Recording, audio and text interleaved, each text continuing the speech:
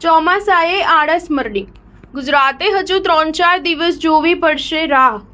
જુઓ ક્યાં અટવાયો. ગુજરાતના વિવિધ ભાગોમાં છૂટાછવાયો વરસાદ પડી રહ્યો છે, પરંતુ મધ્ય ગુજરાત અને ઉત્તર ગુજરાતના લોકો વરસાદની રાહ જોઈ રહ્યા છે. આ દરમિયાન હવામાન વિભાગ આગાહી અનુસાર આગામી 3-4 દિવસમાં ચોમાસું આગળ વધી શકે છે, કારણ કે ચોમાસું હજુ પણ નવસારીમાં અટવાયેલું છે. કેરળ અને પૂર્વોત્તર ભારતમાં નૈઋત્યના ચોમાસાની એન્ટ્રી બાદ 10 દિવસમાં ગુજરાતના કાંઠા નજીક પહોંચી ગયા બાદ નવસારી પાસે સુસ્ત થઈને અટકી ગયું છે. આજે 10 દિવસે ચોમાસાએ આળસ મરડી હતી અને તે ગુજરાત ભણી તો નહીં, પરંતુ છત્તીસગઢ, મહારાષ્ટ્રના વિદર્ભ વિસ્તાર અને ઓડિશામાં ધીમી ગતિએ આગળ વધ્યું હતું. મોસમ વિભાગે 10 દિવસ બાદ ગુજરાતનો ઉલ્લેખ કર્યો છે અને સૌરાષ્ટ્ર સહિત રાજ્યમાં તે 3-4 દિવસમાં આગળ વધે તેવી સંભાવના જણાવી છે.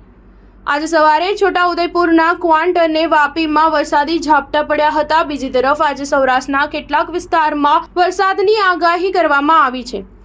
અમરેલી, પોરબંદર, ભાવનગર, જૂનાગઢ, ગીર સોમનાથ, સુરત, નવસારી, વલસાડ, વડોદરામાં વરસાદ પડી શકે છે. હવામાન વિભાગની આગાહી અનુસાર 21મી જૂને અમદાવાદ, આણંદ, વડોદરા, સુરત, નવસારી, વલસાડ, તાપી, દમણ, દાદરા નગર હવેલી, પોરબંદર, જૂનાગઢ, અમરેલી, ભાવનગર, ગીર સોમનાથ, દીવ, કચ્છ વરસાદ પડી શકે છે. 22મી થી 23મી જૂને સાબરકાંઠા, અરવલ્લી, દાહોદ, મહીસાગર, પંચમહાલ, વડોદરા, છોટાઉદેપુર, નર્મદા, ભરૂચ, સુરત, ડાંગ, નવસારી, વલસાડ, તાપી, દમણ, દાદરા નગર હવેલી, પોરબંદર, જૂનાગઢ, અમરેલી, ભાવનગર, ગીર સોમનાથ, દીવ, કચ્છમાં વરસાદનું અનુમાન છે. આ ઉપરાંત આગામી 24મી, 25મી અને 26મી જૂને સમગ્ર રાજ્યમાં હળવાથી મધ્યમ વરસાદ પડી શકે છે.